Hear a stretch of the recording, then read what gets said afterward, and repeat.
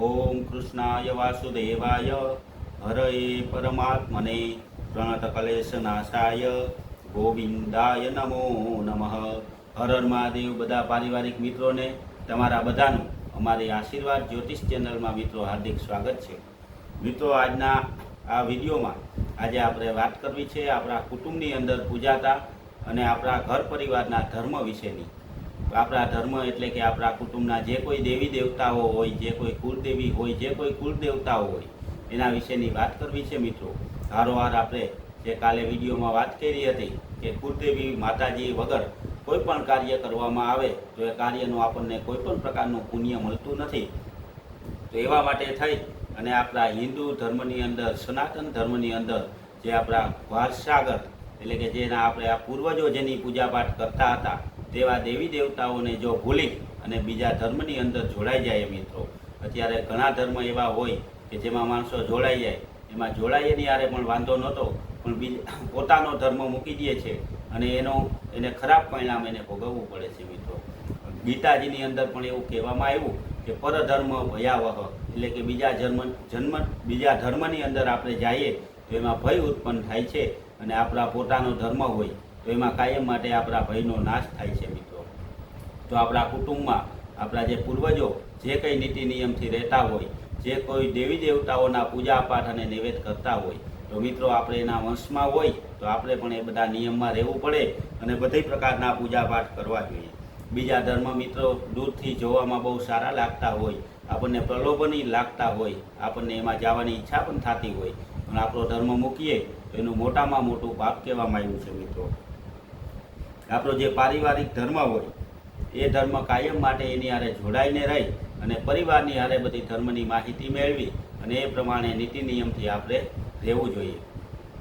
ભગવાન કૃષ્ણ ભગવાન કે તે પરબ્રહ્મ પરમાત્મા જેને કહેવામાં આવ્યા, જેને ગીતાજીની અંદર 18 અધ્યાયમાં આખા આપણા નાના મોટા સમસ્યાઓનું વર્ણન આવી જાય એવા ગીતાજીનો જેની ઉપદેશ આપ્યો એવા ભગવાન કૃષ્ણ ભગવાનની વાત કરીએ તો કૃષ્ણ ભગવાનના પણ કુળદેવી હતા કે જેનું નામ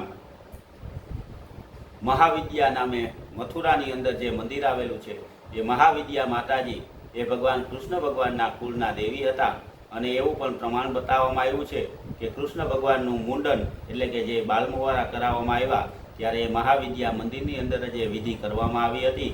એ તો જો ભગવાન જેવા ભગવાન પણ પોતાના કુળના દેવતાઓને માનતા હોય તો મિત્રો આપણે તો મનુષ્ય છીએ, આપણે પણ આપણા કુળના દેવતાઓને કાયમ માટે માનવા જોઈએ.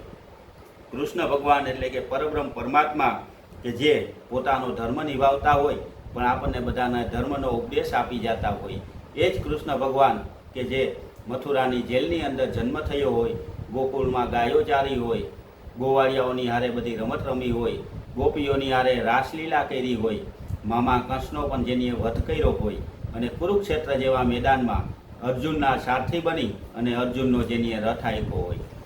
રથ હાંકવાની હારોહાર ભગવાન કૃષ્ણ ભગવાને અર્જુનને જે ગીતાજીનો ઉપદેશ આપ્યો હોય, ઉપદેશ આપી અને પોતાના વિરાટ સ્વરૂપના દર્શન પણ અર્જુનને આપ્યા હોય એવા પરબ્રહ્મ કૃષ્ણ પરમાત્મા છે. ને એટલું કરવા છતાં પણ અર્જુનને જ્યારે ભરોસો નહોતો આવતો ત્યારે એવું કહેવામાં આવે કે યત્ર યોગેશ્વર કૃષ્ણ યત્ર પાર્થો ધનુર્ધર તત્ત શ્રી વિજ્યોર્ધૃતિ ધ્રુવા નીતિરમતિર્મમ, એટલે કે યત્ર યોગેશ્વર કૃષ્ણ યત્ર પાર્થો ધનુર્ધર, કે હે પાર્થ, હે અર્જુન, તારા સારથી કે જે કૃષ્ણ ભગવાન પોતે છે, યોગેશ્વર કહેતા કૃષ્ણ ભગવાન જો તારા રથ હકાલતા હોય તો તત્ત શ્રી વિજ્યોર્ધૃતિ ધ્રુવા નીતિરમતિર્મમ, એવા વ્યક્તિનો કાયમ માટે વિજય થાય છે. પછી એ યુદ્ધ હોય કે કોઈ બીજી વાત હોય, જો જેનો રથ ભગવાન કૃષ્ણ ભગવાન પોતે હાંકતા હોય તો એ વ્યક્તિનો કાયમ માટે વિજય થાય છે.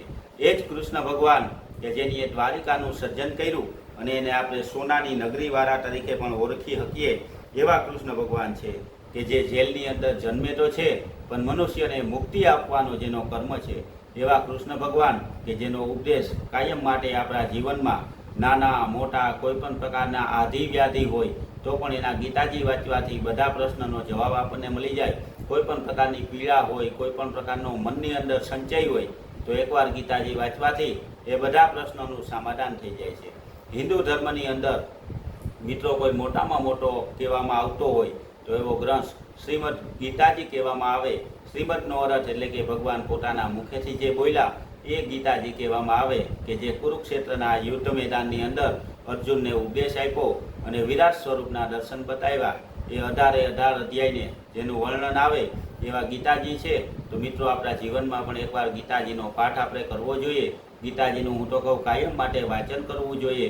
આપણા ઘરની અંદર ગીતાજી જેવું પવિત્ર પુસ્તક રાખવું જોઈએ અને સમય પ્રમાણે જેમ જેમ અનુકૂળતા મળે એ રીતે કાયમ માટે ગીતાજીને વાંચવા જોઈએ. ગીતાજીને વાંચવાથી જો ન સમજાતા હોય મિત્રો, તો અત્યારના સમયમાં તો આપણા બધા આગળ એવી સારી સગવડ છે કે ગીતાજીનો ઉપદેશ આપણે મોબાઈલમાં પણ સાંભળી શકીએ. પણ ગીતાજીનો ઉપદેશ જરૂર સાંભળવો જોઈએ. દરેક હિન્દુ માટે ગીતાજી બહુ પૂજનીય પુસ્તક ગણવામાં આવે છે, જે કૃષ્ણ ભગવાનના મુખેથી કહેવાયેલું છે અને આપણા બધા મનુષ્યને આવરી લેવામાં આવે એવા ગીતાજી કહેવામાં આવ્યા છે. ગીતાજીના શ્લોકની અંદર પણ ભગવાન જ્યારે એવું કહેતા હોય કે યદા યદા હિ ધર્મસ્ય જ્ઞાનિર્ભવતિ ભારત અભ્યુસ્થાનમ અધર્મસ્ય તદાત્મનમ સુજામ્યહમ, એટલે કે જ્યારે જ્યારે ધર્મનો નાશ થાય અને અધર્મનો વિજય થાય ત્યારે કૃષ્ણ ભગવાન જેવા પરબ્રહ્મ પરમાત્મા પોતે જન્મ લઈ અને આ પૃથ્વી ઉપર આવે છે. મિત્રો, જો તમે અમારી ચેનલની અંદર નવા હોય તો અમારી ચેનલને લાઈક કરી, સબસ્ક્રાઈબ કરી અને શેર કરજો અને આવી ધાર્મિક માહિતી મેળવતા રહેજો. બધા પારિવારિક મિત્રોને હર હર મહાદેવ.